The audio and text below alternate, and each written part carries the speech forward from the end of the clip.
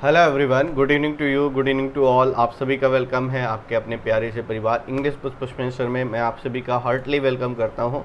आइए आज के नए कुछ वर्ड्स फिर से एक्सप्लोर करते हैं हमेशा के तरीके।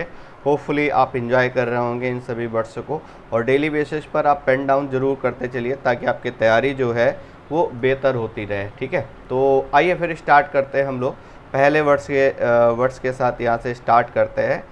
This is our first word, that is zenith. Zenith का मतलब क्या होता है? चोटी। आप जानते हो क्लाइमैक्स जिसको बोलते हो, पिनैकल बोलते हो, टॉप बोलते हो, अपोजी बोलते हो, एक्मे बोलते हो। क्लियर? जैसे क्लाइमैक्स एक बड़ा प्यारा वर्ड है इसके लिए। क्लियर? तो इसका मीनिंग क्या होता है? इसका मीनिंग होता है चोटी या फिर शिखर। चोटी कह लें या फिर शिखर, चोटी या फिर शिखर, ये इसका मीनिंग होता है। क्लियर? और बाकी अगर इससे रिलेटेड वर्ड की बात करें तो जैसे आप पिनैकल एक वर्ड यूज लिखते हैं, पिनैकल है ना, PINNACLE, या फिर क्लाइमैक्स लिखते हैं, क्लाइमैक्स, या फिर आप एक वर्ड ये आता है आपका अपूजी, है ना। तो ये ध्यान रखिएगा। दूसरी बात एक और सेकंड थिंग इज़ दैट कि इसका अपोजिट होता है नादिर। नादिर का मतलब जानते हैं? जो सबसे लोवेस्ट पॉइंट होता है उसको हम क्या बोलते हैं? नादिर बोलते हैं। जो सबसे लोवेस्ट पॉइंट, सबसे देखिए इस तरीके से अगर हम बात करें तो ये जो सबसे हाईएस्ट पॉइंट होता है ऊपर वाला, ये क्या कहलाता है? ये जेनिथ कहलाता है। लेकिन इसी तरीके से अगर नीचे वाला बनाए, ये सबसे नीचे वाला पॉइंट, तो ये क्या हो जाएगा? नादिर हो जाएगा। नादिर का मतलब बॉटम ऑफ समथिंग। जैसे जेनिथ का मतलब होता है टॉप ऑफ समथिंग, वैसे नादिर का मतलब होता है बॉटम ऑफ समथिंग। क्लियर? तो होपफुली फर्स्ट वर्ड आपको समझ में आ गया होगा। Now move to next word. Next word जो है वो है जीलस। जीलस में स्पेलिंग जेड से स्टार्ट है, इस बात को ध्यान रखिएगा। ठीक है, जो नॉर्मली हम फ्रिक्वेंटली यूज करते हैं, this one is jealous. Clear? That jealous is this one. ये कि इसमें स्पेलिंग स्टार्ट हो रही जे से। जीलस का मतलब होता है ईर्ष्यालु, है ना। इसका मीनिंग क्या होता है? ईर्ष्यालु। जब आपके प्रीतम प्यारे को कोई दूसरा, ठीक है, देखता है तो आप कैसा फील करते हैं? जीलस फील करते हैं। और जीलस, ये वाला जो जील है, ये जील से बना हुआ है, तो इसका मतलब होता है उत्साही। इसका मीनिंग होता है उत्साही। ठीक है, बहुत ज़्यादा उत्साह में, बहुत ज़्यादा जोश में। क्लियर? तो इसके लिए वर्ड यूज करते हैं उत्साही। और ये वर्ड कैसे बना है? तो इसके लिए आपको वर्ड ध्यान रखना पड़ेगा, जील। और जील का मतलब क्या होता है? उत्साह। इसका मीनिंग क्या होता है? इसका मीनिंग होता है एंथुजियास्म, है ना। तो जैसे इस जीलस के लिए क्या लिख सकते हो? Enthusiastic, enthusiastic. ठीक है, चलिए आगे बढ़ते हैं, अगले वाले वर्ड की तरफ आते हैं। होपफुली ये वर्ड भी आपको समझ आ गया होगा। हैंकर आफ्टर, इसका मतलब होता है किसी चीज़ की बहुत तीव्र लालसा होना, तीव्र इच्छा होना, इसको बोलते हैं हैंकर आफ्टर। क्लियर? तो याद करने का बिल्कुल सिंपल सी बात है। इसका मतलब किसी चीज़ को पाने की जो लालसा है, जो चाहत है, जो डिजायर है, जो हंगर है, उसी को बोलते हैं हैंकर आफ्टर। तो हैंकर आफ्टर का मतलब होता है एक तरीके से लालसा, भूख, जिसके कह सकते हो। ठीक है, ललक जिसको कह सकते हो, या फिर इसी को रिलेट कर सकते हो हंगर आफ्टर। इस तरीके से हंगर आफ्टर का मतलब भी सेम वही कि ठीक, हैंकर आफ्टर मतलब किसी चीज़ के पीछे भागना, मतलब उस चीज़ को पाने के लिए बहुत ज़्यादा क्रेविटी होना, यर्न होना। जैसे इसके लिए वर्ड यूज करते हैं यर्न।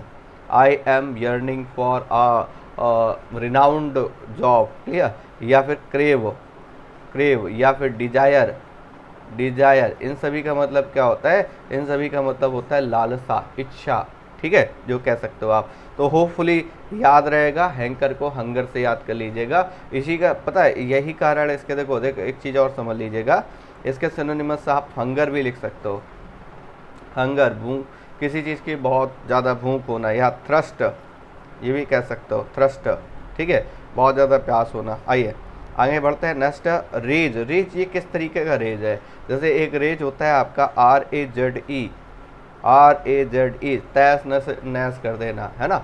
इसका मतलब क्या हो गया? रेज। रेज का मतलब होता है तैस नैस कर देना, सब दोस्त कर देना, है ना। वर्ब के तरीके यूज करते हो। ठीक है, जबकि ये जो रेज है ये एब्स्ट्रैक्ट नाउन है, ये नाउन है, एब्स्ट्रैक्ट नाउन है। इसका मतलब होता है गुस्सा, क्रोध, जिसको आप बोलते हो, क्या बोलते हो? गुस्सा या फिर क्रोध, है ना। एंगर जिसको बोलते हो आप। क्लियर? तो याद रखिएगा RAGE अलग है, RAZE अलग है। RAGE का मतलब होता है गुस्सा, और इसी से एक वर्ड और बन जाता है आपका इनरेज। इनरेज करने का मतलब होता है गुस्सा दिलाना, क्रोधित करना किसी को। क्लियर? और किसी को गुस्सा दिलाना वो होता है इनरेज। अब आप अलग अलग नहीं पढ़ेंगे, आप इसी से रिलेट कर लेंगे कि इस रेज के पहले IN लगा दिया है, इसलिए वर्ब के तरीके यूज किया जा रहा है। तो इनरेज इसकी क्या बन गई? वर्ब बन गई। जैसे इसी में एक वर्ड, इसी का एक वर्ड आता है FURY, इसी का एक वर्ड आता है कौन सा? एंगर, है ना? तो ये वर्ड याद रखिएगा, फ्यूरी है या फिर एंगर है। तो रेज क्लियर हो गया। Now move to next one, necromancer. Necromancer कौन से इंसान होते हैं? किस तरीके के इंसानों को मैंसर कहते हैं, है ना? आपने नेक्रोमैंसी सुना होगा, अगर नेक्रोमैंसर नहीं सुना है तो आपने ज़रूर सुना होगा क्या? नेक्रोमैंसी। नेक्रोमैंसी का मतलब क्या होता है? इसका मीनिंग होता है काला जादू। इसका मीनिंग होता है काला जादू। क्लियर? नेक्रोमैंसी। वैसे नेक्रो वर्ड डार्कनेस के लिए आता है, ये ध्यान रखिएगा। नेक्रो वर्ड किसके लिए आता है? डार्क से रिलेटेड होता है, डेथ से रिलेटेड होता है ना? और नेक्रोपोलिस एक वर्ड आता है, ज़रा कमेंट करके बताइए क्या मीनिंग होता है। नेक्रोमैंसर काला जादू करने वाला, मतलब जादूगर। तो नेक्रोमैंसर का मतलब क्या हो गया? एक तरीके का जादूगर, विजार्ड जिसको बोलते हो। अच्छा ये भी बताइएगा विजार्ड का फेमिनिन जेंडर क्या बनता है? विजार्ड, कमेंट सेक्शन पर ये भी कमेंट करके बताइएगा। और right the feminine gender of wizard. Wizard का फेमिनिन जेंडर क्या होता है? तो नेक्रोमैंसर मतलब होता है काला जादू करने वाला इंसान, पर्सन, है ना? तो नेक्रो को याद रखिएगा, नेक्रो का मतलब डार्क होता है, तो उसी से रिलेट करिए नेक्रोमैंसर। नेक्रोमैंसर का मतलब काला जादू करने वाला कोई व्यक्ति, इंसान। आइए विल्ली। विल्ली का मतलब होता है चालाकी से। विल्ली का मतलब होता है चालाकी से, चतुराई से, है ना? जिसको बोलते हैं बहुत धूर्त तरीके से, ये कह सकते हो, नेगेटिव वर्ड है। तो विल्ली का मतलब होता है, क्या कह सकते हो? चतुराई। विल्ली का मतलब होता है चतुराई से, बहुत ही दूर तरीके से, है ना? तो ये विल्ली को बिल्ली से याद कर सकते हो आप, है ना? बिल्ली क्या करती है? बड़ी चतुराई से, चुपके के साथ क्या करती है? दूध पी जाती है ना? तो विल्ली का मतलब क्या कह सकते हो? कनिंग। विल्ली का मतलब क्या कह सकते हो? कनिंग, क्लेवर, श्रूड, इस तरीके के वर्ड आप यूज कर सकते हो इसमें। ठीक है? तो विल्ली को बिल्ली से याद रखोगे, आसानी से याद रहेगा। आइए बढ़ते हैं। विलफुल। विलफुल का मतलब होता है जो आपने जानबूझ करके किया है, जिसको डेलिबरेटली किया है, इंटेंशनली किया है, दैट इज कॉल्ड विलफुल। जिसके पीछे आपकी विल थी, विल मतलब इच्छा थी। विल विल विल मतलब क्या होता है? इच्छा, है ना? अच्छा जैसे इल विल होता है, इल विल का मतलब बुराई होता है। इल विल, दुर्भावना जिसको बोलते हो, बुरी भावना, दुर्भावना, बुरी भावना, है ना? अच्छी भावना नहीं है, उसको बोलोगे आप क्या? इल विल, दुर्भावना जिसको बोलते हो आप। क्लियर? तो विलफुल का मतलब होता है जानबूझकर। इसका मीनिंग होता है, मीनिंग क्या लिख सकते हो? जानबूझकर, है ना? कोई भी काम जो इंटेंशनली किया गया, डेलिबरेटली किया गया है, तो इसका मतलब क्या लिख सकते हो? डेलिब्रेट। डेलिब्रेट या फिर इंटेंशनल। इंटेंशनल जो जानबूझ करके किया गया है उसको बोलेंगे डेलिबरेटली या intentionally, that is called wilful. जिसके पीछे आपकी विल थी, है ना? तो होपफुली ये वर्ड भी आपको समझ में आ गया होगा। विलनस करेक्टर है, जैसे अमरीश पुरी को आप हमेशा एक विलनस करेक्टर के रूप में देखें, है ना? और नाम अगर कभी विलनस करेक्टर के रूप में आपको लिखने पड़े तो सबसे पहले आप किसका लिखेंगे? अमरीश पुरी का लिखेंगे, है ना? What a actor. तो विलन से बना हुआ है विलनस, है ना? विलन का मतलब आप जानते हो, है ना? और एक वर्ड एक और समझिएगा यहीं पर, विलन को आप क्या कहते हो? देखो एक तो होता है प्रोटागोनिस्ट, ये वर्ड ड्रामा वाले वर्ड है, प्रोटागोनिस्ट होता है। प्रोटागोनिस्ट का मतलब क्या होता है? जो हीरो है हमारा, जो मेन एक्टर है, ठीक है, उसको हम बोलते हैं प्रोटागोनिस्ट। और इसी का अपोजिट हो जाता है विलन, है ना? एंटागोनिस्ट जिसको कह सकते हो, क्या कह सकते हो? एंटागोनिस्ट। तो एंटागोनिस्ट।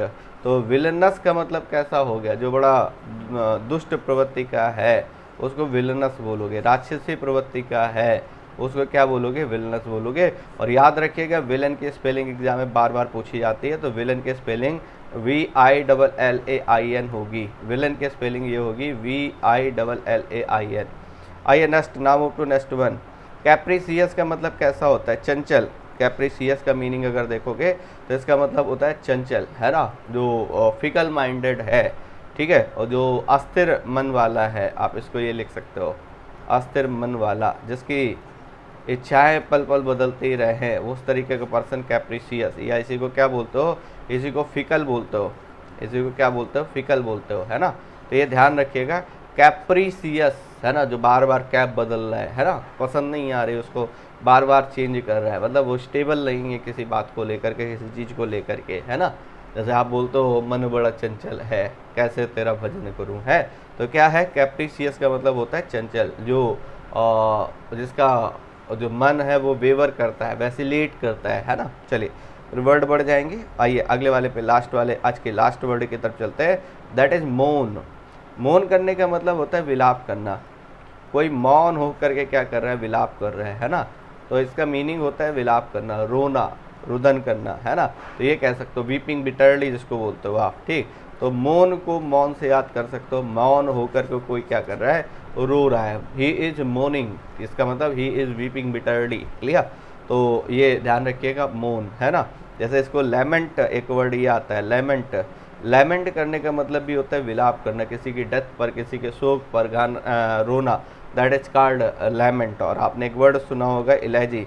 इलेजी का मतलब क्या होता है, ये शोक गीत होता है। इलेजी मतलब होता है शोक गीत, इलाजी का मतलब होता है शोक गीत। शोक गीत का मतलब जो किसी की डेथ पर गाया जाए, ऐसा गीत क्या कहलाता है, इलाजी कहलाता है। तो होपफुली ये सारे वर्ड्स आपको समझ में आ गए होंगे, ठीक है।